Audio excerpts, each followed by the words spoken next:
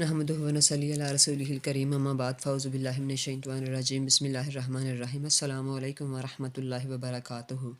پردے کے احکام، جیسا کہ ہمارا موضوع جاری ہے اور یہ بہت ہی لمبا اور کافی ڈیٹیل میں اس کو بیان کرنے کی کوشش کروں گی۔ اس کے اوپر ہمارے جتنے بھی چند پروگرام بنیں گے انشاءاللہ اس کے بیچ اس کو کور کرنے کی کوشش کریں گے۔ آج جو ہمارا موضوع ہے وہ ہے محرم اور نامحرم۔ پہلے یہ سمجھ لیجئے کہ نامحرم کون ہے۔ دین اسلام میں عورت کا جن مردوں سے نکاح حرام ہے وہ محرم کہلاتے ہیں۔ ان کی دو قسمیں ہیں، ایک وہ جو ابدی محرم ہے، یعنی ان میں سے کسی صورت بھی عورت کا نکاح حرام ہے، جیسا کہ باپ، بیٹا، بھائی، سسر، داماد، چچا، ماموں، بھانجا اور بھتیجا وغیرہ۔ دوسرے وہ جو ابدی محرم ہیں، اب یعنی کہ ابدی محرم نہ ہوں، جیسا کہ یعنی یہ جو پیچھے گزرے ہیں یہ سارے مطلب کہ ابدی محرم ہے کہ ان کے ساتھ کسی صورت بھی عورت کا نکاح جائز نہیں ہے۔ اور دوسرے وہ ابدی محرم نہ ہوں جیسا کہ پھپھا،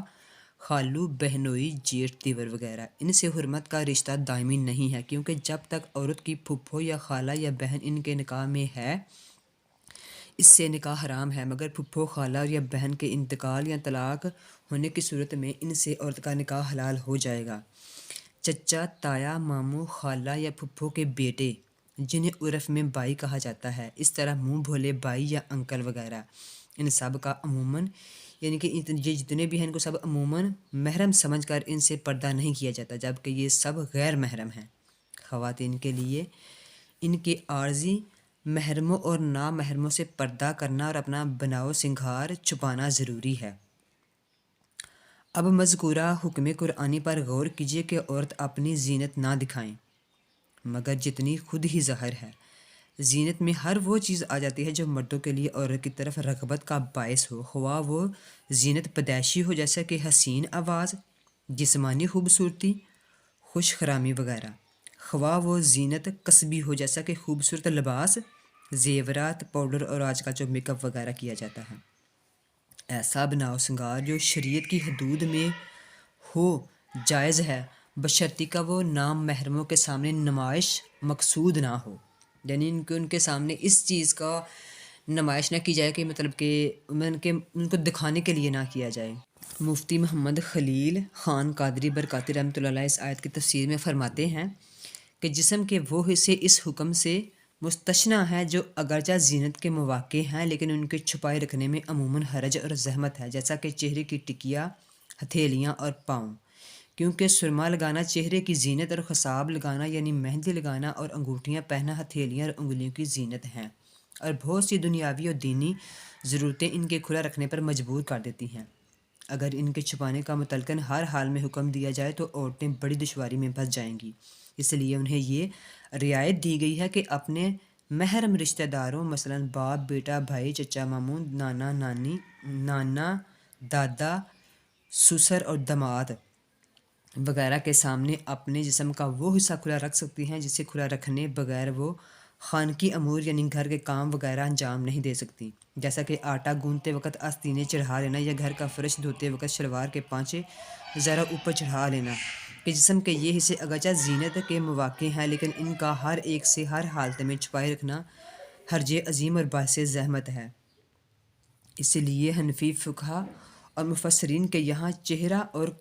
کف دست، ہتھیلیاں یعنی کہ کف دست مطلب ہتھیلیاں اور پیروں کے دیکھنے کی اجازت ملتی ہے، لیکن یہ خیال رہے کہ ان اعضاء کی طرف نظر کرنا یا ان کا کھلے رکھنا صرف اور صرف اسی صورت جائز ہے کہ کسی فتنے کا اندیشہ نہ ہو، ورنہ چہرہ تو چہرہ، کف دست کا دیکھنا اور ان پر نظر جمانا یعنی ان کو غور سے دیکھنا بھی جائز نہیں۔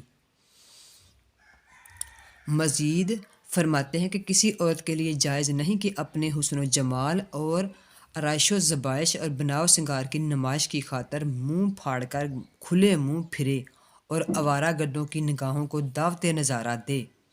لغزشوں کا سامان فراہم کرے اور اسلامی معاشرے کو داغدار کرے۔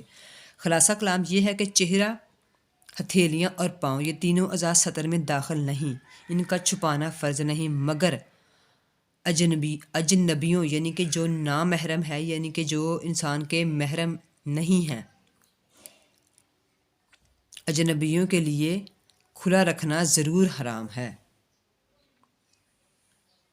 یہ پردے کے احکام جو ہیں یہ ہمارا کافی لینتھی موضوع ہوگا، اور اس پہ میں ڈیٹیلز کے ساتھ آپ کو بتانے کی کوشش کروں گی، اور یہ ہمارے کافی پروگرام آگے اس کے انشاءاللہ چلیں گے۔ آخر میں اس دعا کے ساتھ کہ اللہ تعالی ہم سب کو پیارے آقا صلی اللہ علیہ وسلم کی پیاری پیاری بیٹی حضرت فاطمہ الزہرا جنت خاتون جیسا پردہ کرنے کی مطلب کہ ہمت اور ہمارے اندر وہ قوت عطا فرمائے کہ ہم ان کے نقش قدم پر چل کر